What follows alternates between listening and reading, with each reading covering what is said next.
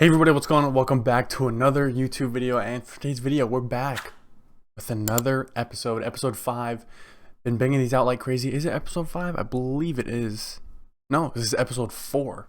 So episode 4, back for another video, little podcast. Man, week 3 was even crazier than week 1. This was probably the craziest week I think we're gonna have so far we're gonna have this entire season. I mean, it was crazy. You had the Dolphins win, you had the Cowboys lose. I mean, it was just a crazy week. So let's just get right into it. But before we do that, if you guys are new here, make sure to subscribe if you enjoy the content. We are currently, I think, 5 or 6 subs away from 700 subscribers. So if you're new here and you like the content, subscribe, and if you would like to, drop a like, But man, one thing I'm going to do differently is I'm not going to throw up a timestamp instead. Instead of that, what I'm going to do is I'm going to put a timestamp in the description, and you can go and you can click and it'll bring you directly to that part. So it's a lot easier and quicker, and I won't have to make a thumbnail. So that's what I'm going to be doing. But now let's start off with, obviously you guys know, Dolphins fan. So we got to talk about the Miami Dolphins scoring the 3rd most points in NFL history, dropping a 70 bomb on the Denver Broncos. I mean, what a historic game it was. Tua had 3 incomplete passes, put up over 726 yards of offense. We established a run. We played great. But like I just said, the Dolphins established the run, and that's something that I've been screaming for if you've been watching these videos. And we did it. We rushed for 350 yards. It was amazing. And Teron Armstead is back. And even though the Dolphins did score 70 points, to me, since I do watch every game, I noticed a difference. Even though we did put up 70 points, definitely was a difference. And it was a lot more forceful when we would run the ball his side. So yeah, Tua hardly got pressured to pick it back off of that. He had a clean pocket most of the time. I could only think of maybe once he was hurried to throw the ball that caused to get him an incomplete pass. But besides that, the pocket was beautiful. The Dolphins O-line has made a big jump from last season, going from 23rd or 4th in the league. Somebody can correct me if I'm wrong. Now to being a top, I don't know what they are right now, but being a top 10 offensive line, only allowing 1 sack, rushing for all these yards, and it's just awesome. So Tua had 3 incomplete passes, and he had 4 total touchdowns. So he looked great. You guys know me; I'm a huge Tua criticizer, and I criticize quarterbacks, but Tua looked great. The Dolphins' offense had 70 points, as you guys know. 726 total yards, 376 passing yards, and all of those passing yards weren't even Tua. It was Mike White throwing to Chosen Anderson, or Robbie Chosen, whatever his name is. 350 rushing yards, 10 touchdowns, 0 turnovers. What more can you say but wow? I mean, the Dolphins played great offensively.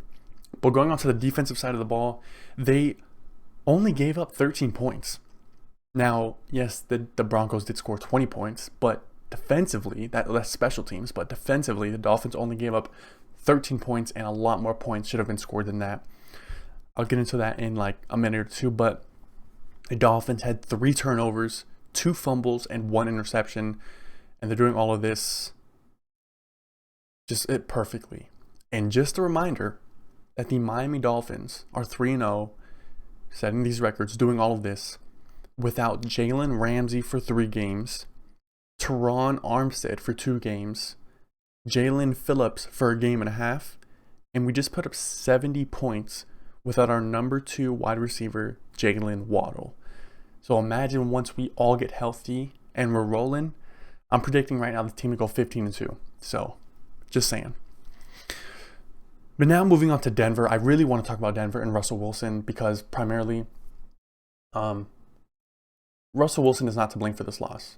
I don't know why I'm getting to that. But my friend Donnie commented in the last video and said, I want you to talk about Russell Wilson and kind of how he's doing, if he's playing well or anything like that. So this season, Russell Wilson is playing great, in my opinion. I think he's playing really well, but it's his defense that's letting him up. First game, they lost to the Commanders. That was kind of, the Broncos were getting creative offensively, but they didn't really put points on the board. So that was kind of a big letdown for them. And then they play the Commanders and they lose in a shootout after going up 21-3. But I mean, it's not Russ's fault, in my opinion. And in this Denver game, if you didn't watch the game, you can easily say Russell Wilson sucks. He only put up 20 points, 13 actually. And you can say he sucks. He needs to get traded. But this loss, he needs to be the last one to blame for this loss. So sure, he threw an interception and they only put up 13 points. But if you're going to point any fingers, it needs to be Advanced Joseph and that defense, because that was horrific. And before I jump into that defense, I want to talk about Russell Wilson's play. So his final stats were 23 for 38, 306 yards, 1 touchdown, and 1 interception. But let's break down a couple of times where Russell Wilson put the Broncos in position to score and his team let him down. On the Broncos' third drive, when the score was 7-21, the Broncos scored a touchdown, but there was a flag on the play, so they had to settle for a field goal, making the score 10-21 instead of 14-21. Right before the end of the half, the Broncos were going 2-minute offense, and Russell Wilson passed the ball to Courtland Sutton for a 5-yard gain, and Courtland fumbled the ball, eventually resulting in a Dolphins touchdown, making the score 35-10. So again, right after that drive, the Broncos are driving all the way downfield.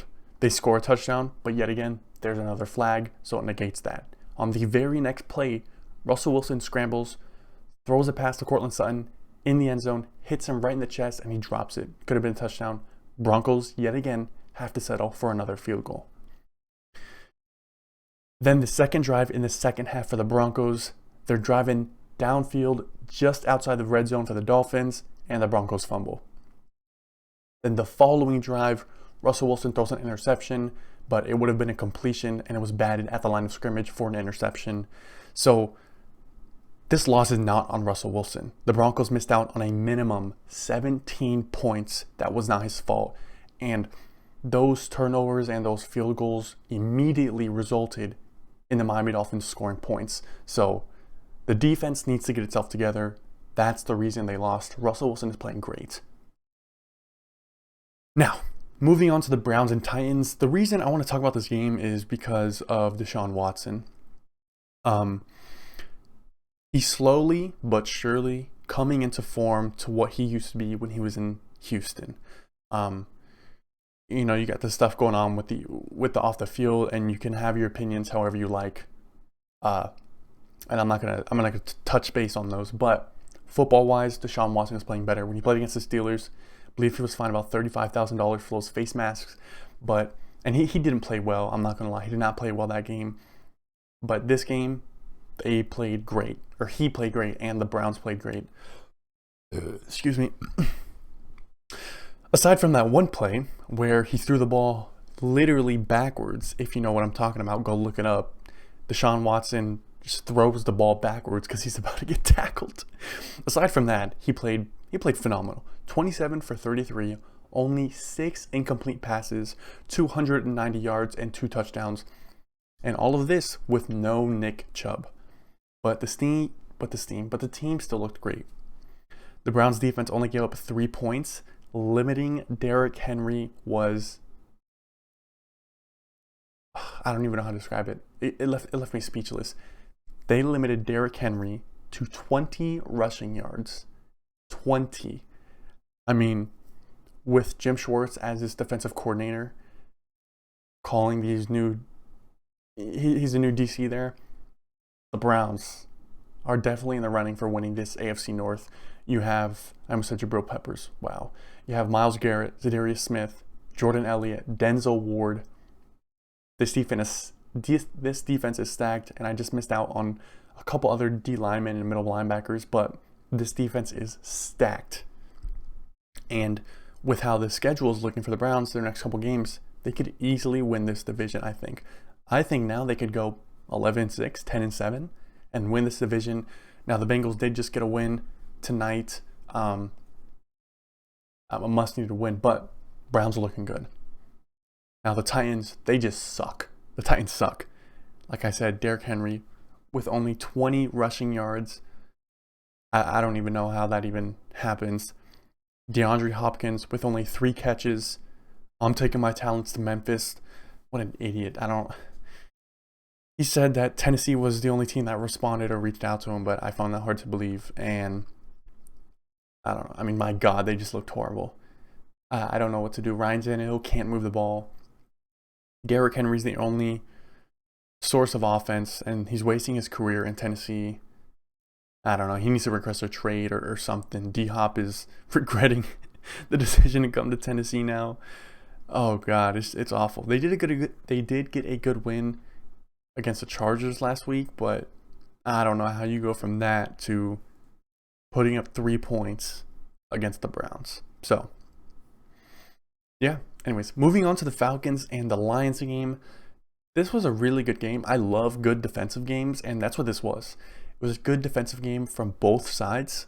Starting with the Lions, I thought Jared Goff played really well. You know, picking and choosing where he wants to go with the football. He was efficient. 250 yards, a touchdown, 1 rush touchdown, and then an interception. But on the drive that he threw the interception on, the very next drive, he comes down, leads the Lions down the field, and he's the one that gets into the end zone for that rushing touchdown to put him up by 14 points, I believe. So the Lions also ran the ball extremely well without David Montgomery suffering from a bruise, I think it is, on his thigh. But without David Montgomery, they rushed the ball really well.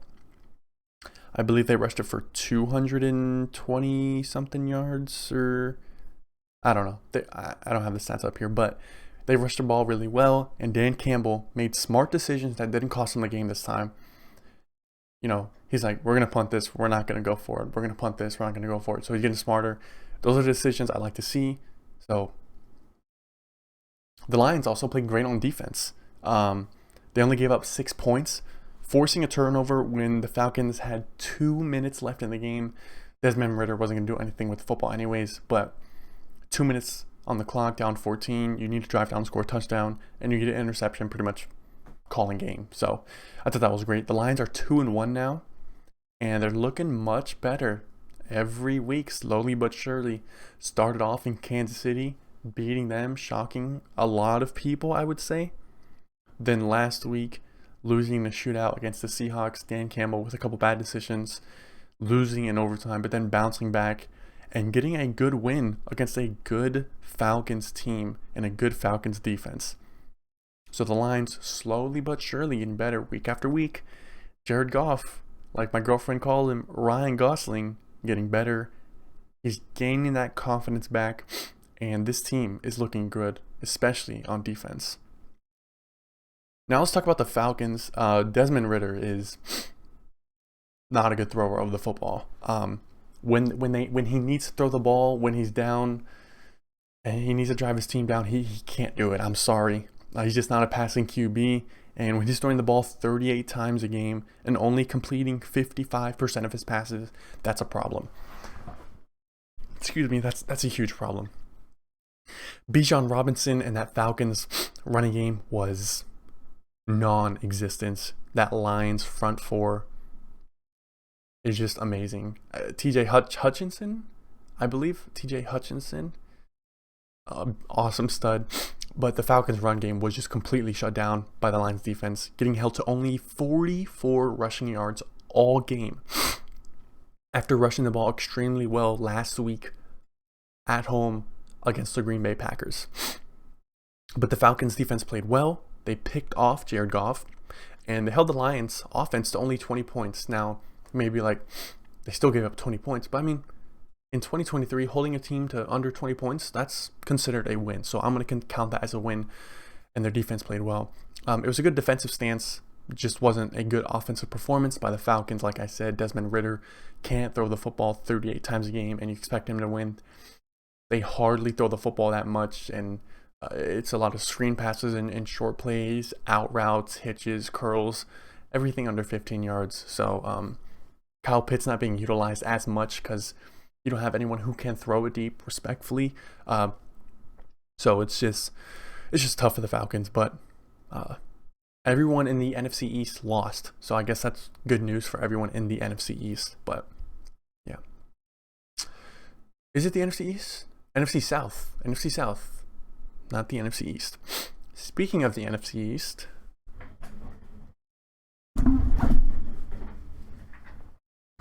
how about them Cowboys, baby? How about them Cowboys? Oh my God. How do you lose to the Arizona Cardinals 1 week after I come on here and say, this might be the Cowboys' year?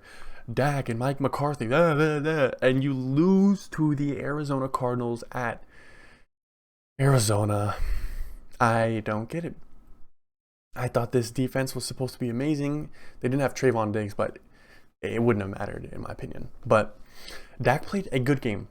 People like to crap on Dak. Dak played a good game aside from that interception at the end of the game there, forcing the ball into triple coverage. But he played good, I thought. He played pretty well. I have a couple things here that killed the Cowboys. The first thing that killed them is not kicking the field goal late in the third quarter when they went for it on fourth down, only down by 8 points. Now, in hindsight, that wouldn't have affected the game at the end. But in that situation, you kick that field goal and then you only go down by, I think they were down 8, so then you only go down 5 points.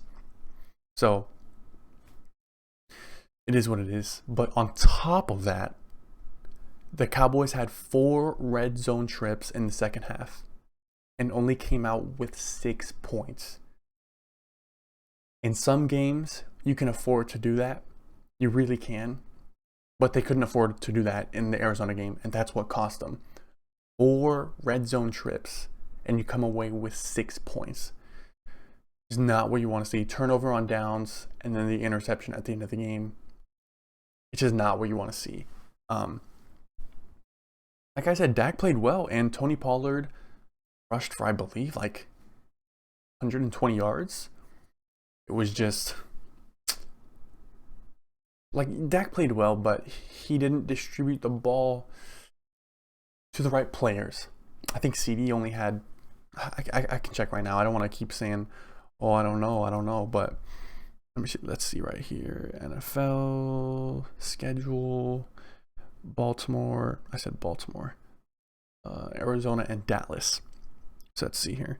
CD, only had 4 catches. So, I mean, he was targeted 7 times. So, Dak had a couple inaccurate passes, but they were down the whole game. And Joshua Dobbs just took off. But the Cowboys defense did not play well against the Cardinals and Joshua Dobbs. I mean, against a 28-year-old quarterback who has yet to win an NFL game. The Cardinals rushed for 222 yards, which is 7.4 yards per carry. And I know Trayvon Diggs is out, but he plays in the secondary, and he wouldn't have been able to make those tackles, or wouldn't have affected the game directly. The Cardinals were just rushing the ball down their throat, and Micah Parsons was not being disciplined when Joshua Dobbs was doing a couple read options. He was, the Cardinals came out with a plan for him, you know, chipping him off the edge, maybe adding an extra tight end, but they left him one-on-one for a majority of the plays, and their right tackle was able to hold up. But now, moving on to the Cardinals, how about Joshua Dobbs, though? You know, I thought it was great to see him go out and get his first NFL win. It was great. He only had 4 incomplete passes. Only 4 incomplete passes. He threw for 190 yards and a touchdown, and he also rushed for 55 yards, so he can do it in the air and with his legs as well. He's playing really well and being extremely smart with the football, and I mean that. You know, he's probably going to be moved to the bench in 5 or 6 games, but he's being smart with the football. He's checking it down when he needs to, not forcing it downfield, and he's taking what the defense gives him, and he's taking his shots. He takes a lot of shots to Hollywood Brown, and I love to see it. The Cardinals were in charge of this game the whole time, and that's a big time win against a great team. They do have a tough schedule moving forward, but it was a great win. And they also, that should have been their second one in a row. They shouldn't have lost that one to the Giants after bringing up 28-7 or 28-10, something like that. So is what it is. Moving on to the Saints and Packers. Packers and Jordan Love pulling off that 18-point comeback, scoring all 18 points in the fourth quarter.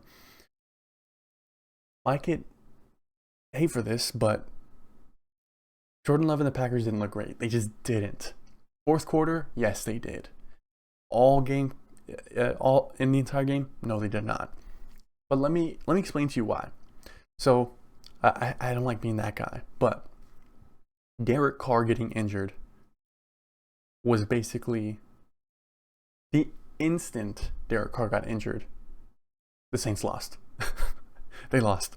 For the remainder of the game, the Saints crossed midfield once. They crossed midfield once. And that was in their last drive when they were driving down and they kicked the field goal and they missed it.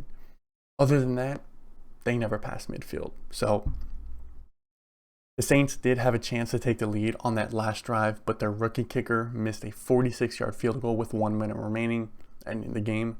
But man. Let's move on to Jordan Love and taking him 3 quarters to get going. I don't know what it was. I don't know why he just started getting going all of a sudden. But that Saints defense is a great defense. I want to say it's a top 5 defense in the NFL. But when you're on the field, pretty much the whole second half, because your offense cannot get anything going, eventually it's going to wear down on you, and it did, and the Packers got going. Jordan Love still has a ways to go, but he played great in the fourth quarter. In the fourth quarter alone, his stats were 7 for 18 for 104 yards and a touchdown, and also 25 rushing yards and a rushing touchdown, which was great. He also had 2 incomplete passes that drew defensive pass interference, totaling to 67 yards. So that's something that will not show up on the stat sheet that helped the Packers win that game.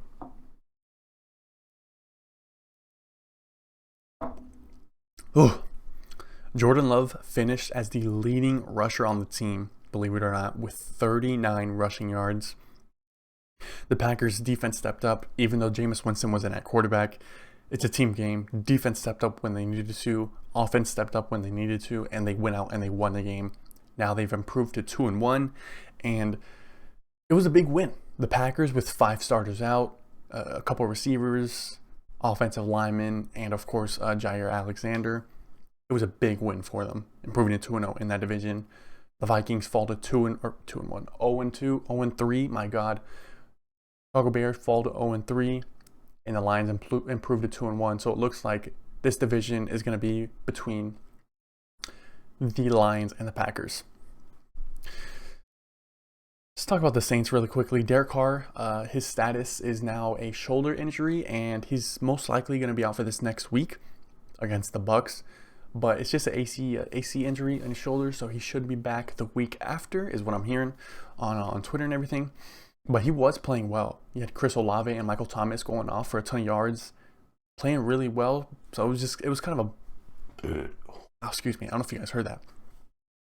But he was playing well, so it was kind of a bummer to see, him go down and, him playing really well in that game, and Chris Olave making a great one-handed catch. So but yeah, the Saints schedule isn't tough, like I've mentioned in previous episodes. So I do expect them to win 10 games with that schedule. But with like I mentioned earlier, the Bucs, Falcons, Panthers, and Saints all losing helps the Saints' chances to win this division. Now moving on to the Chargers and the Vikings. The Chargers get the win, but it was not a pretty win by any means. I mean, Justin Herbert threw the ball 47 times, completing 40 of 47 passes, only 7 incomplete passes, but that's because the Chargers are without Austin Ekeler. I'm going to lean back a little bit. The Chargers are without Austin Ekeler, and they can't rush the ball. They rushed the ball for just 30 yards on 15 attempts, averaging 2 yards a carry. So it's not terrible, but they didn't rush the ball because they couldn't rush the ball, So some of the play calling also, especially late in the game, when you can punt the ball away and make Kirk Cousins go the length of the field to win it. Obviously, that's not on Justin Herbert. That's on their head coach. Oh, man. Going for it on 4th down on your own 24-yard line was not smart. But besides that, the Chargers got a must-needed win, avoiding 0-3, improved to 1-2, bouncing back from their loss against the Titans and the Dolphins. Oh, a big blow to the Chargers. Mike Williams now out for the season with a torn ACL. It sucks to see. It feels like he's always injured, and he's such a good receiver. But they do have some other weapons, so want to see how they're going to utilize them. They also have Joshua Palmer. I believe that's his name. Utilize him a little bit more in the past game. So, yeah, it's nice to see the Chargers finally get a win against a very good Vikings team offensively. That is, the Vikings just suck defensively, and on the offensive line, it feels like Kirk Cousins has little to no time to throw the football, and that's their main Achilles heel. It's on both feet. It's their offensive line and their defense. They can't do anything. Kirk Cousins is just fighting for his life, and I feel so bad. He's thrown the ball 44 times, at least 44 times in all 3 games. Without Dalvin Cook, they are rushing the ball decently well, but it's just tough. Their pass protection isn't the greatest, and Kirk Cousins needs more time to throw the ball and get the ball to Jetta. So, and TJ Hawkinson also had himself a day, but it's just tough for the Vikings, man. You feel for Kirk Cousins because he's playing so well, but it's just that defense and that offensive line. They're now 0-3, and they have a tough schedule coming up. They have to play the Chiefs, they have to play the 49ers, and a couple of games are toss-up games. So it's kind of like, are we going to finish 9-8? Are we going to go 9-5 the remainder of the season? Are we going to go 8-9? Can we even win 9 games? So it's tough, TJ McConnell, I think, is doing a great job as a head coach and a play caller, but it's just defense. And their defensive coordinator is Brian Flores, the former head coach of the Miami Dolphins, just not doing it how he should be doing it in Minnesota. So they need to win their next couple games, or it is quite literally over for the Minnesota Vikings. Kirk Cousins also on his final deal of his contract. I wonder where he's going to go. There's been talk about on the Pat McAfee show about whether or not Kirk Cousins is going to get traded to the Jets, but only for a year. And then Aaron Rodgers is going to be back because Zach Wilson is playing horrible. So it's just, does he go to New England possibly to be with Bill Belichick and finally a good defense? I would like to see that, but however it pans out. But the Vikings need to win this next couple games. Oh man. Ooh. Okay. Now moving on to Houston and Jacksonville. Houston and CJ Stroud is balling out. Nobody's talking about it. CJ Stroud is balling out, my friends. If you haven't heard, you're going to hear now. Excuse me. But I don't have the receipts. I don't know if my boys have the receipts for me. But they asked me, if you would draft one quarterback out of this draft, who would it be? And if you know me, you know I'm a big Bryce Young fan. But I said, if I'm drafting someone to the NFL, I'm taking CJ Stroud. And he's balling out. So they had an upset win against the Jags, who were talked about to be a playoff team, and lost to the Chiefs in the divisional round last season, only by 7 points. But CJ Stroud is having himself a season so far. I'm going to read a couple stats here straight from the laptop.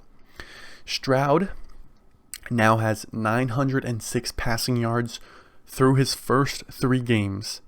That is the 3rd most for a quarterback through 3 games in NFL history. So he's balling. He's slinging the rock. And this season, he has the most passing attempts, 121, without an interception this season.